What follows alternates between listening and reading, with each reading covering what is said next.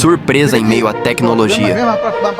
No estúdio da Worldview em São Paulo, a maior loja de equipamentos audiovisuais do Brasil, o empresário Abdala combinou um ensaio fotográfico e surpreendeu sua esposa Zainab com um buquê de rosas no dia do seu aniversário.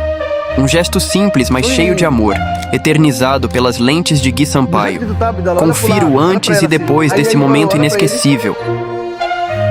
Só um detalhe: as cenas foram repetidas com direção do fotógrafo Gui Sampaio para garantir as melhores imagens. Confira o resultado.